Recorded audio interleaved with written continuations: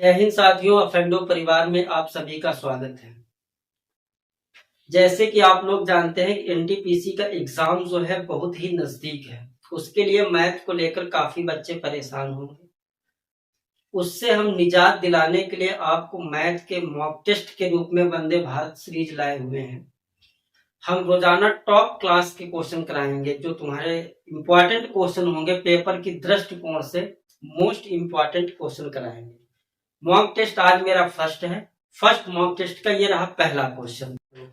पहला क्वेश्चन ये कह रहा है कि 2 tan x, पहला क्वेश्चन कह रहा है कि 2 tan x plus 3 cot x बराबर 5 दिया है। तो तुमसे कह रहा है तो 4 tan स्क्वायर ए प्लस 9 cot स्क्वायर x का मान ज्ञात कीजिए। तो भाई ऐसे क्वेश्चनों में आपको कुछ नहीं करना है। आपने देखा है कि भाई मुझे जो वैल्यू निकालनी है 4 tan स्क्वायर x और प्लस 9 cot स्क्वायर x निकालनी है। तो हम क्या कर सकते हैं, आप जैसे देख लो, हम दोनों पक्षों का वर्ग कर देते हैं। भाई इसका वर्ग कर दिया और यहाँ पे इसका वर्ग कर दिया। तो जैसे कि आप देख पा रहे हो ये a प्लस बी का होल स्क्वायर हो गया। जैसे कि आपको पता है कि a प्लस बी का जो होल स्क्वायर होता है वो क्या होता है, a square plus b square plus 2ab होता है ना भाई। इतनी चीज आप लोगों को पता होनी चाहिए। तो यहाँ पर देखिएगा इसी तरीके से 2 tan स्क्वायर दिया है तो यहाँ पे कितना हो जाएगा 2 tan square x plus 3 cot square x plus 2 into 2 tan x into 3 cot x। जैसे कि आप लोग यहाँ पे देख पा रहे हो, यहाँ पे हो गया 4 tan स्क्वायर x प्लस यहाँ पे हो गया 9 cot स्क्वायर x प्लस यहाँ पे देखो हुआ है 2 दूना 4 और 4 तिया 12 बराबर 5 के स्क्वायर कितना हो जाएगा 25। भाई आप देखो 4 tan square x plus 9 cot square x। भाई ये 12 उधर है तो उधर जाएगा, किसका हो जाएगा माइनस का। तो भाई यहाँ पे जो इसको लेस करोगे वैल्यू, आपका जो आंसर आ जाएगा वो कितना आ जाएगा 13। इसका जो राइट आंसर है वो कितना है 13। ये पहला क्वेश्चन है, आप लोगों ने देखा, समझने की बात है, करना कुछ नहीं, इंपॉर्टेंट क्वेश्चन था। यहाँ पे 2 tan x plus 3 cot square x बराबर 5 दिया था। तो पूछ रहा था तुमसे 4 tan square x plus 9 cot square x। जैसे कि हमने देखा कि दोनों पक्षों का वर्ग किया, उसके बाद क्वेश्चन सॉल्व कर दिया, हमारे पास आंसर मिला कितना 25। इसका जो राइट आंसर होगा वो फोर्थ ऑप्शन यानी कि डी ऑप्शन इसका राइट है। नेक्स्ट दूसरा क्वेश्चन आपसे क्या कह रहा है, ध्यान दो। दूसरा क्वेश्चन ये कह रहा है कि 24 के कितने धनात्मक गुणनखंड होंगे। 24 के कितने धनात्मक गुणनखंड होंगे। तो भाई आपको कुछ नहीं करना है, 24 के गुणनखंड आप निकाल लो। 24 के कितने धनात्मक गुणनखंड होंगे। यहाँ पे देखोगे 2 6 3 और 2 की पावर भाई कितनी आई 3 और 3 की पावर कितनी आई 1। भाई धनात्मक गुणनखंड कह रहा है, इसकी घातों में 1 1 प्लस कर दो। 3 प्लस 1 इंटू 1 प्लस 1, यहाँ पे हो गया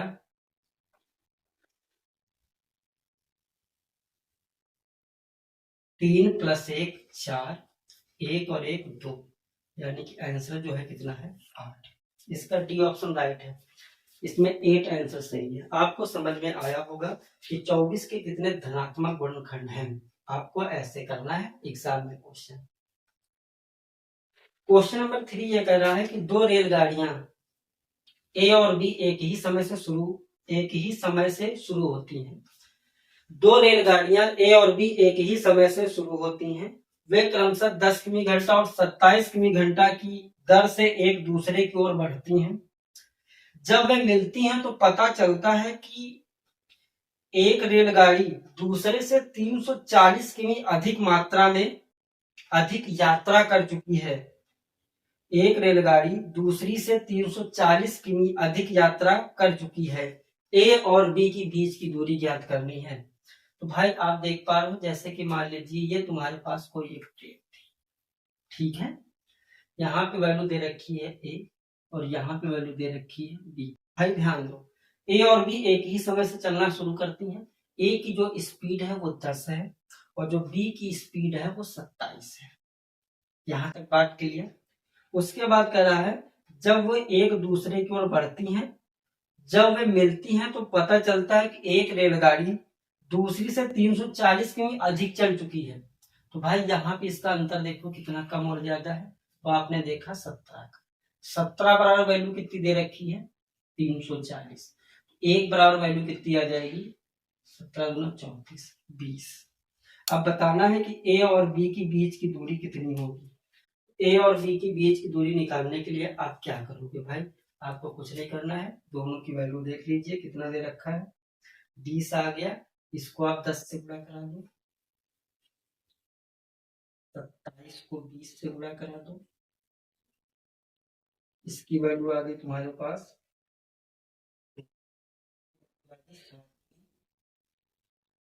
27, 14 के 4 और 2 दूना 4 1 5, 540। अगर हम टोटल देखें तो कितना आ गया 740। यही आंसर है। क्वेश्चन कह रहा है कि एक धनराशि चक्रवृद्धि ब्याज की दर से 8 वर्ष में दोगुनी हो जाती है, यह कितने वर्ष में स्वयं की 4 गुनी हो जाएगी। अगर ऐसा क्वेश्चन एग्जाम में आता है तो आप कैसे करोगे। तो भाई आपको कुछ नहीं करना है, थोड़ा दिमाग लगा लो। कोई धनराशि 8 वर्ष में दोगुनी हो जाती है, कितनी दोगुनी। ओके, उसके बाद क्या है कितने वर्ष में स्वयं की 4 गुनी हो जाएगी, स्वयं की 4 गुनी हो जाएगी 4 गुनी। तो भैया 4 को आप किस प्रकार से लिख सकते हो 2 की पावर 2, जो भी पावर होगी बस उसी का वर्षों में गुणा कर दो, वही आंसर होता है 16। इसका जो राइट आंसर होगा वो तुम्हारा डी ऑप्शन यानी कि 16। अगला क्वेश्चन देखते हैं, चलते हैं अगले क्वेश्चन की तरफ।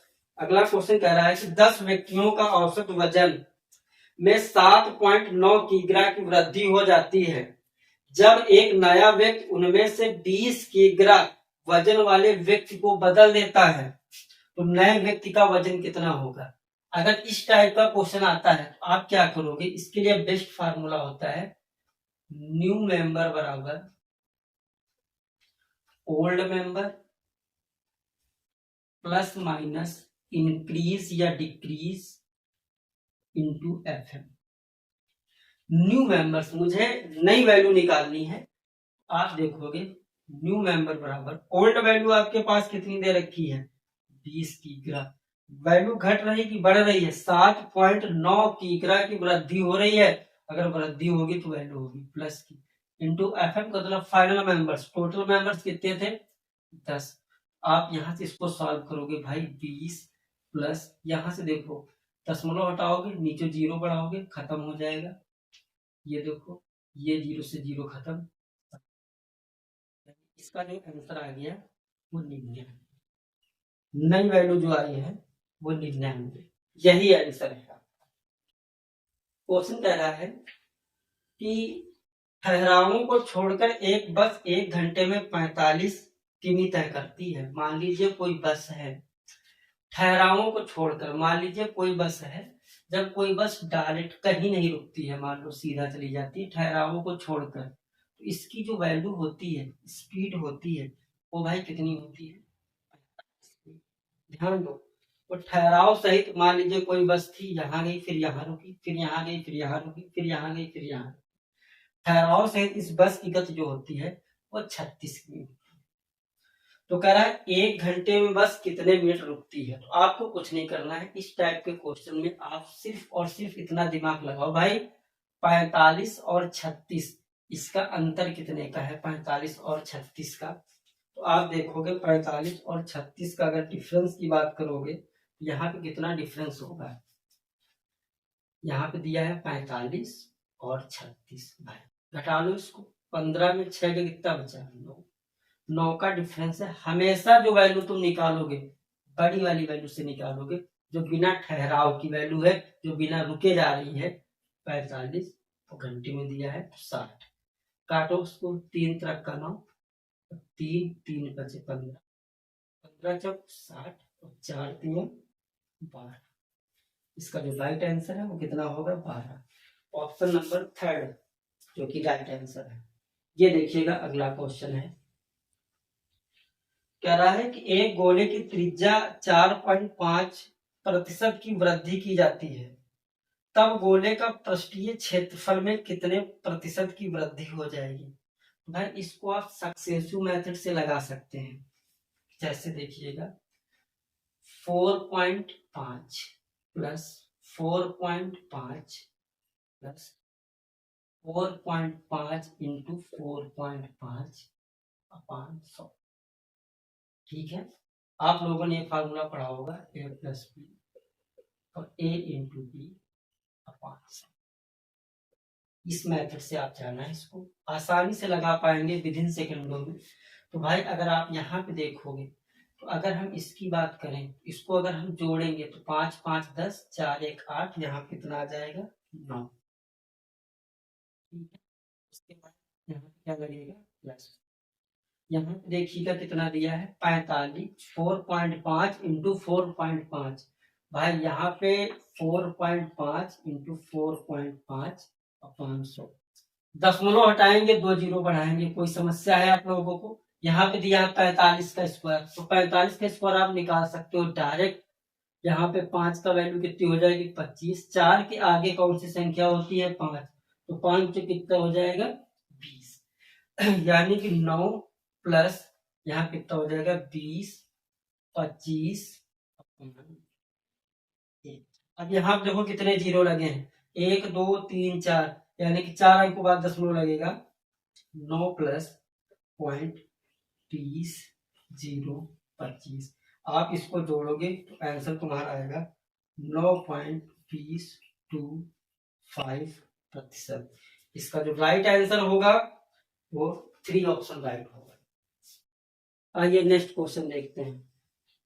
ये बहुत ही इंपॉर्टेंट क्वेश्चन है, आपको बहुत ही ध्यान से समझना होगा चीजों को। अगर इस टाइप के क्वेश्चन आते हैं तो आप एग्जाम में कैसे करेंगे, ये चीज आपको देखनी पड़ेगी। तो भाई ये क्वेश्चन देख लीजिए, नेक्स्ट क्वेश्चन है आपके सामने। कह रहा है कि दो संख्याएं 3:5 के अनुपात में है। यह दो संख्याओं का लघुत्तम समापवर्तक 147 है, तब दोनों संख्याओं का महत्तम समापवर्तक ज्ञात कीजिए। भाई संख्याएं तुम्हारे पास दो दे रखी हैं, 3:7। अब कह रहा है कि दो संख्याओं का लघुत्तम समापवर्तक कितना दिया है 147। तो भैया अगर आप इसका एलसीएम देखोगे तो कितना आ जाएगा, लघुत्तम समापवर्तक 21। 3 और 7 का कितना होगा 21। 21 की वैल्यू उसने दे रखी है कितनी 147। एक बराबर वैल्यू आप निकाल सकते हो। देखो काट लो इसको, 7 से डायरेक्ट कट जाएगा, 21 सत्ते होता है 147, 7 बार गया। अब तुमसे पूछ रहा है तब दोनों संख्याओं का महत्तम समापवर्तक बताओ। 3 और 7 का मासा निकालना है, तो 3 और 7 का मासा कैसे होगा भाई 1 इंटू 7। इसका जो राइट आंसर होगा वो कितना होगा 7। यही आंसर है। ये देखिएगा एक बेहतरीन सा क्वेश्चन। कह रहा है कि यदि x प्लस 1/x बराबर 2 है, x प्लस 1/x बराबर 2 है, तो क्वेश्चन कह रहा है तुमसे, तो x की पावर 12 माइनस 1/x की पावर 12 का मान क्या। ध्यान दो भाई कैसे करेंगे आप। तो इस टाइप के क्वेश्चन करने के लिए आप कुछ ना करो, इसकी वैल्यू पुटिंग कर लो। अगर हम x बराबर 1 ले लें, x बराबर 1, अगर x की जगह पे हम 1 लिख लें तो कोई समस्या होगी। यहाँ पे जैसे ही आप रखोगे 1 प्लस 1 प्लस 1, इसकी वैल्यू अगर करोगे तो यहाँ पे कितना आ जाएगा, यानी कि x बराबर 1 रखने पर वैल्यू जो है सेटिस्फाई है। यहाँ पर जैसे ही आप रखोगे x की जगह पे 1 की पावर कितनी 12 माइनस 1, 1 की पावर 12, 1 की पावर आप भाई कितना कर लो दोस्त, कितना आएगा 1। इसको आप सॉल्व करोगे कितना आ जाएगा, इसका जो राइट आंसर होगा वो 0। एक संख्या में 11 विद्यार्थियों द्वारा प्राप्त अंक 25, 6, 15, 8, 22, 16, 9, 21, 18, 13 और 20 है। तो कह रहा है कि इसकी माध्यिका ज्ञात कीजिए। तो इस टाइप के क्वेश्चन करने के लिए आप सबसे पहले भाई इसको आरोही क्रम में लगा लीजिए। आप सबसे पहले क्या करोगे, इसको आरोही क्रम में लगा लो। तो भाई छोटे से हम बड़े की तरफ चलते हैं। सबसे पहले क्या होगा 6, फिर क्या होगा 8, फिर होगा 9, फिर होगा 13 और फिर कितना होगा 16, फिर होगा 18, फिर होगा 20, फिर होगा 21, फिर होगा 22, फिर होगा 25। ठीक है, 11 संख्या इसकी माध्यिका ज्ञात करनी है। तो आपको कुछ नहीं करना, ज्यादा दिमाग नहीं लगाना। माध्यिका मतलब बीच की वैल्यू आपको देखना है। 1, 2, 3, 4, 5 ये वैल्यू होगी। 1, 2, 3, 4, 5 ये वैल्यू हो गई।